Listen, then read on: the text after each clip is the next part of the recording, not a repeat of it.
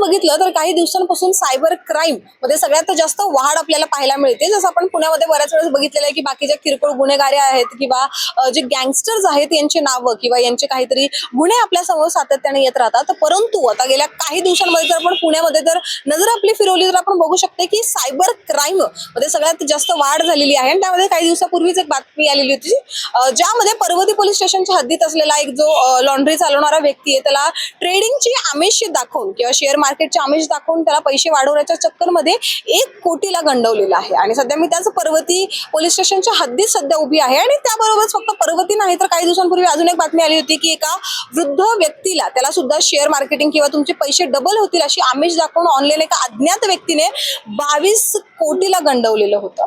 आणि ही बातमी होत नाही तर त्याच्या 1 ते 2 दिवसानंतरच आपण बघितलं तर लक्ष्मी रोडवरील एका वृद्ध व्यक्तीला की त्यांच्या ड्रेनेज सिस्टीम मध्ये झाड आहे, झाडाचे जे मुळं आहेत ते तिथपर्यंत गेलेले आहेत, ड्रेनेज सिस्टीम खराब झाली आहे अशा सगळ्या म्हणजे घोटाळा करून किंवा अशा सगळ्या काहीतरी गोष्टी सांगून त्यांना 6 कोटीला गंडवलेलं आहे। आणि तेवढं होत नाही तर आपण सध्या पर्वतीमध्ये आहे। पर्वतीच्या जर आपण थोडं पुढे जसं गेलो तर मार्केट यार्ड परिसर येतो। मार्केट यार्ड परिसरामध्ये देखील काही दिवसांपूर्वी गुन्हेगारी आली होती ज्यामध्ये कित्येक तरी लाखांना एका व्यक्तीला अशाच सायबर पद्धतीने किंवा ऑनलाईन अज्ञात व्यक्तीने लुटलेलं आहे। म्हणजे जर आपण बघितलं तर पुण्यामध्ये सायबर फ्रॉड किंवा सायबर क्राईम याची वाढ इतक्या हद्दापर्यंत गेलेली आहे की जे साधारण नागरिक आहेत ते कोणावरही विश्वास ठेवू शकत नाही अशा परिस्थितीला आहे।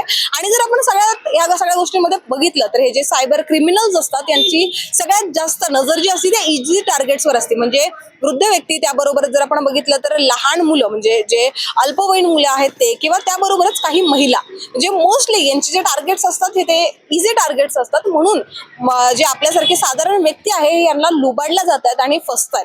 म्हणजे आता बऱ्याच म्हणजे जितके केसेस मी तुम्हाला सांगितलेले आहेत तर सध्या आता त्यांची पुढची जी इन्व्हेस्टिगेशन आहे ते पोलीस करत आहेत आपल्या परीनं।